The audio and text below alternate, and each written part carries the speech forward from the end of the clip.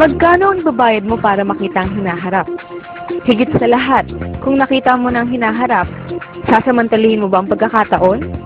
O magiging isang nasayang na pagkakataon?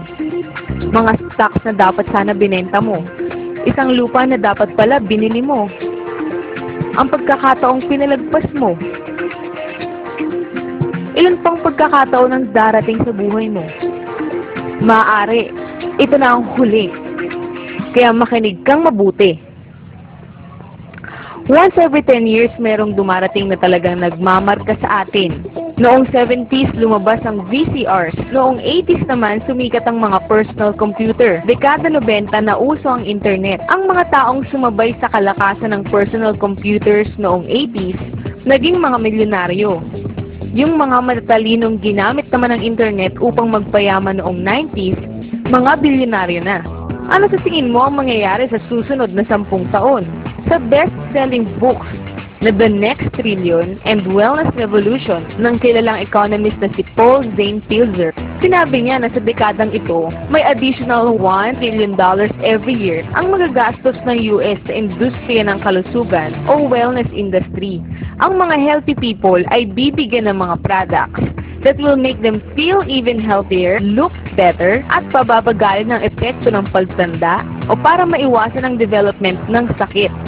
Isipin mo, 20 years ago, hindi mo man marinig ang tinatawag na wellness industry. Pero ngayon, nagkakahalaga ng mahigit kumulang sa $300 billion ang yearly sales sa industriyang ito sa US. Halos kaparehas ng bentahan ng sasakyan sa US. Ngayon, ito ay nagkakahalaga ng $300 billion kada taon. But by the end of this decade, $1 trillion na ang halaga nito. That's equivalent to $1,000 billion a year. Para sa hindi mahilig sa math, lalago ito ng 300%. Paano mangyayari ang ganong paglago? Paano nalaman na lalago ito ng ganon? Dahil yan sa mga baby boomers. Naririnig mo na sila this past 20 years. Sila ang mahawak ng ating economy for over 20 years. Ito na ang tamang panahon para makasama ka dito. Ang mga baby boomers ay umiidad 40s and 50s. Ito ang mga taon ng kalakasan ng kanilang pagkita. Mas maraming dollars at maraming panggastos. Ang mga boomers ang nagpalago sa housing industry, SUVs, personal computers, at internet. In short, ang mga baby boomers ang bumubuo sa 6 trillion ng $12 trillion economy ng US.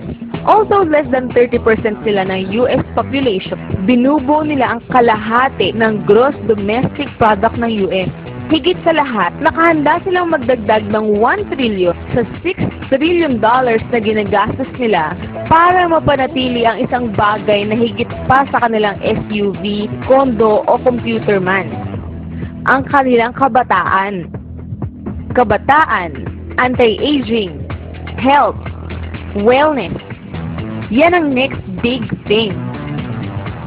Sa pamamagitan ng kanilang pagpapatakbo ng kanilang buhay, ang mga baby boomers ay gumagawa ng isang revolusyon sa wellness industry at ito ay mabilis na nangyayari. Tignan mo lang kung paanong ang mga pagbabagong inaabot dati ng mga 10 taon, ngayon nangyayari na lang in a few years or less. Nung maimbento ni Henry Ford ang Model T noong 1908, inabot ng 70 years bago naging $1 trillion ang industriya ng mga sasakyan. Nang ilabas ng IBM ang pinakaunang personal computer noong 1981, inabot lang ng 10 years upang maging $1 trillion ang computer industry at malagpasan ng industriya ng mga sasakyan. Ngayon, lalagpasan pa ng wellness industry ang $1 trillion sa susunod lamang na 5 taon. $1 trillion. That's $2.7 billion every day, $114 million every hour, $1.9 million every minute. Noong 1990s, umakyat ang bilang ng mga pamilyang milyonaryo sa US. Mula 3.6 million, naging 7.2 million millionaire families. Ang prediction ng ekonomistang si Pilzer, madaragdagan ng another 3.6 million families ang magiging millionaire sa susunod na 5 taon. Marami sa kanila magmumula sa wellness industry. Paano ka makakasama sa paglagong ito? May 4 kang paraan. Una, bilang isang practitioner. Ikalawa, bilang isang manufacturer. Ikatlo, bilang isang retailer. O pang-apat, bilang isang distributor. Ang mga practitioners gaya ng mga doktor, massage therapists, chiropractors at naturopathic healers ay may malaking pag-asang yumaman. Yan ay kung kaya nilang bayaran ng kanilang mga personal loans, insurance companies at iba't ibang hulugan. At kung kaya nilang ipagpalit ang oras at panahon nila kahit sa kanilang pamilya para sa pera. Maganda rin maging isang manufacturer. Iyan ay kung may daan-daang milyon ka pang invest sa infrastructures, patents, research, shipping and receiving at kung ano-ano pa. Retailing, tignan natin. Meron kang pambayad sa franchise fees? Kaya mo ang 7 araw na pasok kada linggo? May pambayad ka sa advertising? Kaya mo mag-monitor ng inventory? At higit sa lahat, mag-aayos ka ng mga problema sa mga empleyado mo? Distribution? Exactly. Dahil ang pinakamalaking kayamanan nitong mga nakalipas na 3 dekada ay nanggaling sa mga taong natutong husayin ang pamamaraan ng distribution ng mga bagay-bagay kesa husayin ang pamamaraan ng paggawa ng mga bagay. Gaya na lamang nila Samuel ng sikat na Walmart at Fred Smith ng bantog na Federal Express.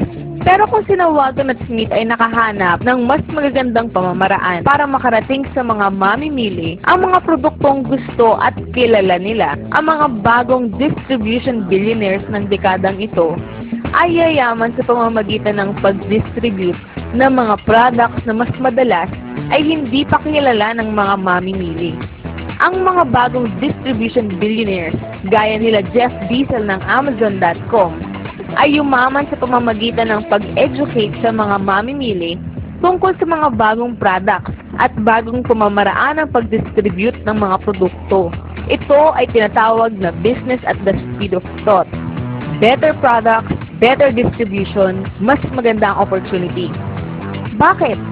Dahil mayroong 78 million baby boomers na may $1,000 billion in cash na handang gumastos. Gusto nilang mag-drive ng sports cars, mamasyal, mag-enjoy. Ayaw nilang tumanda at handa silang gumastos para lamang manatiling bata, malusog at puno ng buhay. Sa susunod na 5 taon, ang mga US baby boomers ay gagastos para sa mga produktong may kinalaman sa kalusugan. Mula $300 billion ngayon hanggang $1 trillion every year. Handa ka ba? Ang mga taong nagparinig sa iyo ng video na ito ay magpapakilala sa iyo ng isang pamamaraang subok na at successful. Isang pagkakakitaang pwede mong gawing part-time sa bahay na walang involved na malaking investment, walang mga empleyado, at walang sakit ng ulo, hindi gaya ng traditional na negosyo. Isang negosyo na sa iyong spare time, pwede kang kumita mula ilang daang piso hanggang daang libong piso kada buwan. At dahil isang negosyong pwedeng gawin sa bahay, madaragdagan ka ng kita dahil sa mga matitipid mo sa tax. Imagine 1980 ngayon, 25-year-old pa lang si Bill Gates at naghahanap siya ng mga taong makakasama niya sa kanyang bagong itatayong kumpanya. Inaakala niyang magiging isang malaking negosyo ang personal computers. Ikaw, ano naman ang gagawin mo sa panahon ngayon? Tandaan, si Sam Walton ay nagsimula ng Walmart noong siya ay 44 years old. By age 61, siya ng pinakamayamang tao sa mundo. Ikaw, anong excuse mo? One thing is for sure. Kung napanood mo ang video na ito at kung nakinig ka, hindi mo pwedeng sabihin na hindi mo ito nalaman. Kapag ang mga anak mo at mga apo mo nagtanong tungkol sa mga naging mayaman noong early 21st century, anong sasabihin mo sa kanila? Are you going to explain kung paanong sinamantala mo ang pagkakataon kaya't umasenso ka? O lagi ka nalang magdadahilan sa kanila kung bakit mahirap ang buhay ninyo? Ang mga impormasyon dito ay tunay. Ang timing ay tunay. Ilang pagkakataon pa ang darating sa iyo. Ano man ang gagawin mo, huwag na huwag mong palalagpasin ang isang ito.